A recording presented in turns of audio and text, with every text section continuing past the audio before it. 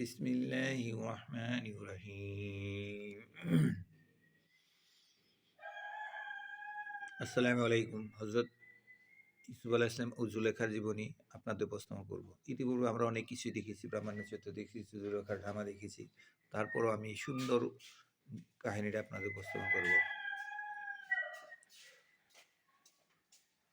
হযরত ইব্রাহিম আলাইহিস সালামকে ওহী ফেরেশতার মাধ্যমে সুসংবাদ প্রদান করেন যে তার একটি পুত্র সন্তান হবে, নাম হবে ইসহাক। এবং হযরত ঈসা আলাইহিস সালাম কেনানের নবী, মানুষকে হেদায়েতের জন্য নবী করে পাঠান। হযরত ঈসা আলাইহিস সালামের দুই পুত্র ছিলেন, একটা হলো ঈশউ, একটা হলো ইয়াকুব আলাইহিস সালাম। ইয়াকুব আলাইহিস সালাম একজন বোন ছিল। ঈশে পরে জন্মগ্রহণ করেন, বিধায় তার নামকরণ করা হয় ইয়াকুব আলাইহিস সালাম। হযরত ঈসা আলাইহিস সালাম ইয়াকুব আলাইহিস সালামকে কেনানে এক সর্দারের মেয়ের সাথে বিবাহের জন্য বললেন। ইয়াকুব আলাইহিস সালামের মা তার রাজি ছিল না। ইয়াকুব আলাইহিস সালামের মা ছিলেন ফারদানের গভর্নর লাবানের বোন। লাবান ছিল ফারদানের গভর্নর। মা আশা ছিল ইয়াকুবকে তার মামাতো বোন বিবাহ করাবেন। বাবা ইসহাক আলাইহিস সালাম ভালোবাসতো ঈশকে, আর মা বেশি ভালোবাসতো ইয়াকুবকে। একদিন হযরত ইসহাক আলাইহিস সালাম ঈশকে বলল যে আমাকে একটি জংলি অথবা হরিণ শিকার করে কাবাব বানিয়ে খাওয়া, আমি তোমাকে দোয়া করবো আল্লাহ তাআলা তোমার নবুয়ত দান করেন। ঈশ শিকারের জন্য বাইরে হলেন। মা এ কথা শুনে ঈশের চাইতে ইয়াকুবকে বেশি আদর ও স্নেহ করতেন বিধায় মা ইয়াকুবকে বললেন, যদি ভালো মোটা তাজা বরকি জবাই করে কাবাব বানিয়ে তোমার আব্বাকে খাওয়াও, তাহলে দোয়া করবে যেন তুমি নবুয়ত প্রাপ্ত হও। মায়ের কথা শুনে হযরত ইয়াকুব আলাইহিস সালাম কাবাব বানিয়ে পিতার সামনে হাজির হন। হযরত ইসহাক আলাইহিস সালাম তখন দৃষ্টিহীন ছিলেন। কাবাব পেয়ে বলল, কাবাব কে এনেছে? মা ঈশের কথা বললেন। ইসহাক আলাইহিস সালাম কে দিলেন।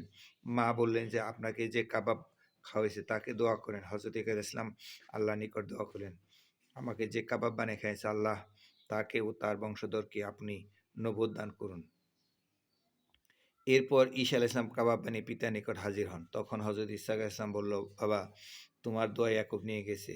ঈশ তখন রাগান্বিত হয়ে বলে যে আমি ইয়াকুবকে হত্যা করব। মা এই কথা শুনে ইয়াকুবকে লুকিয়ে রাখতেন। হযরত ইসহাক আলাইহিস সালাম কথা শুনে ঈশকে বলল, বাবা আমি এই কাজ করো না, আমি তোমার জন্য দোয়া করব, তোমার অনেক বংশ বাড়বে। ইয়াকুব আলাইহিস সালাম মা ইয়াকুবকে রাতের বেলায় ফারদানে পাঠিয়ে দেন। সেই থেকে ইয়াকুবের নামে বনি ইসরায়েল খ্যাতি লাভ করেন। ইয়াকুব আলাইহিস সালাম ফারদানে মামা লাবানের নিকট থাকেন।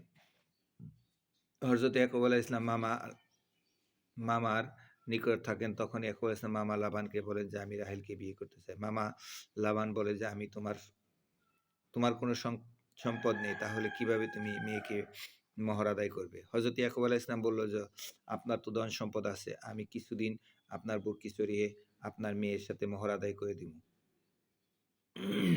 উল্লেখ্য যে হযরত ইয়াকুব আলাইহিস সালাম যখন ঈশকে দোয়া করে, তখন ঈশের বংশধর পুরো পৃথিবীতে ছড়িয়ে পড়ে, পূর্ব পশ্চিম পর্যন্ত ছড়িয়ে পড়ে। তখন এই ঈশের এক ছেলে রুম, সেই ঈশের ছেলের নাম অনুসারে আজ ইটালির রুম নামকরণ করা হয়। মামাও ইয়াকুবের কথায় চূড়ান্ত হয়ে সে বলল 7 বছর বুরকি চড়ানোর পর রাহেলকে বিবাহ দেব। হযরত ইয়াকুব আলাইহিস সালাম 7 বছর বুরকি চড়ানোর পর রাহেলকে বিবাহ করলেন। কথা মনে করে দেন। মামা রাহেলকে বিবাহ না দিয়ে বড় মেয়ে লাইয়াকে বিবাহ দেন। ইয়াকুব আলাইহিস সালাম বাসর রাতে রাহেলকে না পেয়ে লায়াকে দেখেন। সকালে মামাকে বলেন যে আমি তো রাহেল চেয়েছিলাম, আপনি আমাকে লায়াকে বিয়ে দিয়েছেন। মামা বললেন, দেখো সামদেশে বড় মেয়ে বিয়ে না দিয়ে ছোট মেয়েকে বিবাহ দিলে মানুষ কি বলবে? ইহা লজ্জাকর কারণ। হ্যাঁ, তুমি যদি আরো 7 বৎসর রাহেলকে বিয়ে করতেছো, তাহলে আরো 7 বৎসর বরকি চড়াতে হবে। হযরত ইয়াকুব আলাইহিস সালাম 7 বৎসর বরকি চড়িয়ে পর রাহেলকে বিবাহ করেন। তখন 2 বোন একসাথে বিবাহ করা জায়েজ ছিল। তাওরাত কিতাব নাজিল হওয়ার পর ইহা বাতিল হয়ে যায়। ফারদানে থাকা অবস্থায় কালীন হজরত ইয়াকুব আলাইহিস সালাম লায়ার গর্ভে 6 ছেলে জন্মগ্রহণ করেন।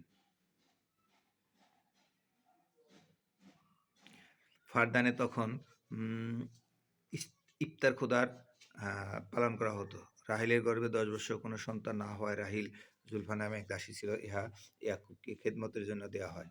এই জুলফার ঘরে 2 সন্তান ছেলে সন্তান হয়। লায়া ঈর্ষান্বিত হয়ে তাহার দাসীকে দাসী দাসী ইয়াকুব আলাইহিস সালামকে খেদমত দেন। এই দাসী 2 ছেলে জন্মগ্রহণ করেন। 11 বছর পর রাহেলের গর্ভে হযরত ইউসুফ আলাইহিস সালাম জন্মগ্রহণ করেন। হযরত ইয়াকুব আলাইহিস সালাম শামে নবুবত হওয়ার পর ইসলাম গ্রহণ প্রচার শুরু করেন। কিন্তু শাম ফারদানের লোকেরা তখন ইফতারের ধর্মের বিশ্বস্ত ছিল। তখন ইয়াকুব আলাইহিস সালামের মামা শাম দেশের ইফতার ধর্মের অনুসারী। ইফতার তাদের খোদা বলতে লাগলো। রাহেল যখন সন্তান জন্মগ্রহণ করে তখন মামা রাহেলের অজ্ঞান অবস্থায় থাকে। তখন পিতা লাবান ইফতারের মেয়ের অবস্থা দেখে অভিজ্ঞ ধাত্রী আর যেন লোক বলা বলি করতে থাকে। তখন ইফতার মাদার বলে, ধাত্রী ভালো, তাকে আনা হোক। ইফতার মাদার তাদের মন্দিরে পূজা করতেছিল। তখন লাবান তাহাকে একজন সহকারী পাঠায় ইফতার মাদারকে আনার জন্য পাঠালেন।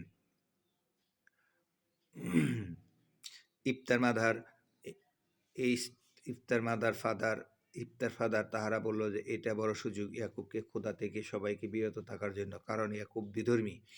ইফতারের অভিশাপে ফারদানের খরা দুর্ভিক্ষ দেখা দিয়েছে। রাহেল মরবে অভিশাপে, তার জন্য ইফতার মাদার ইয়াকুবের বাড়িতে আসে, তাকে গেল, ইয়াকুব মাবুদ কোথায় গেল?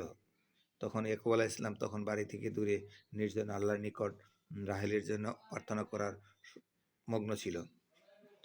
যখন ইফতার মাদার বাড়িতে এসে ইয়াকুবের মাবুদকে সম্পূর্ণ এলোমেলোভাবে কথা বলতে শুরু করলো, তখন ইয়াকুব আলাইহিস সালাম বলল, তোমার ইফতার খোদা আমার দরকার নেই, তুমি চলে যাও আমার বাড়ি থেকে, আমার একাত্মবাদী খোদা আমার সাথে আছে।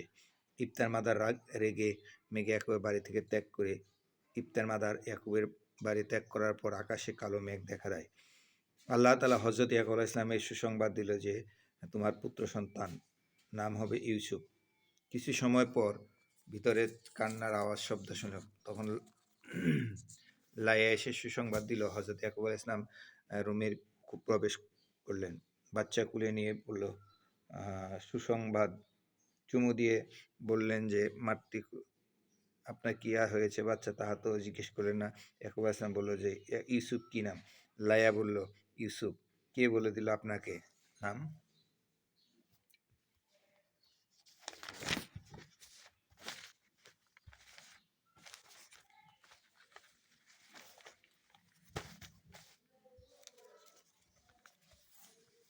হযরত ইয়াকুব আলাইহিস সালাম বলল, মহান খোদা তাআলা বলেছেন। একদিন ইয়াকুব আলাইহিস সালাম ইফতার মাতার মন্দিরের সামনে খোদার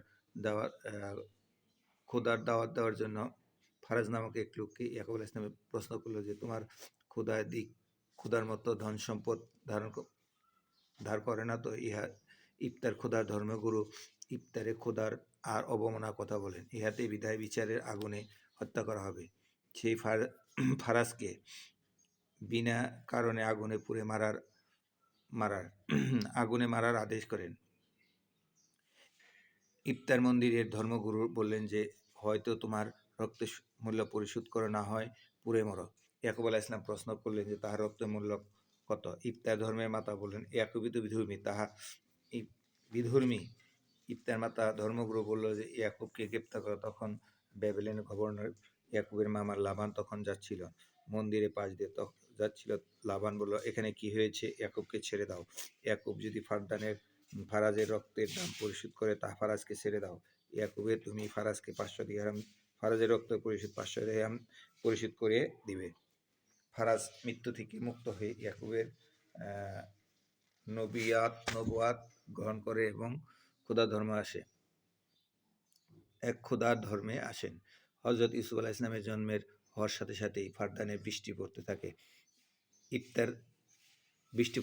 ইফতারে ইফতারের অনুসারী বলতে লাগলো যে ইফতার খোদায় ইয়াকুবের পরিবার ধ্বংস হবে, কিন্তু ইয়াকুবের পরিবার তো বাচ্চা ঠিকই জন্মগ্রহণ করলেন। ইফতার মন্দিরে ইফতার মাতা তখন উম, বলতে থাকে, আমি একজনকে রক্তে আগুনে মরতে দেখেছি। কিছুক্ষণ পর ইফতার মাতা মন্দিরে আগুন থেকে তার কাপড়ে আগুন লেগে এবং মন্দিরে আগুন ছড়িয়ে পড়ে। জাদুকর ইফতার মাতা আগুনে পুড়ে মারা যায়। ফারদানে গভর্নর লাবান সহ এলাকার সকল লোক আগুন নিভে থাকে। মন্দিরে ধর্মগুরু মারা যাওয়ার কথা শুনে পেয়ে লাবান বলে, এই ইফতারের খোদা এর চেয়ে ইয়াকুবের খোদা অনেক অনেক ভালো। আমরা সকলেই ইয়াকুবের খোদার অনুগতের জন্য যাচ্ছি। এই সময় ফারদানের গভর্নর সহ প্রায় সব লোক একসাথে ইসলাম ধর্ম গ্রহণ করেন। হযরত ইয়াকুব আলাইহিস সালাম ধর্মের নিচে আসার পর বলল, আরো 5 বছর ইয়াকুব আলাইহিস সালাম ফারদানে একাত্মবাদী খোদার ধর্ম প্রচার করেন। উল্লেখ্যতে হযরত ইয়াকুব আলাইহিস সালামের 12 ছেলের নাম লাবি, ইয়াহুদা, জাবুলুন, আশির, জাদ, তান, সামুন, ইসাকে, রবিন, নাপ্তানি এবং রাহেলের ঘরে 2 ছেলে জন্মগ্রহণ করেন। তার নাম একটা হলো ইউসুফ আলাইহিস সালাম, আরটা হলো বেনিয়ামিন। হঠাৎ কেনানে একদিন কেনান থেকে এক দূত আসেন ফারদানে।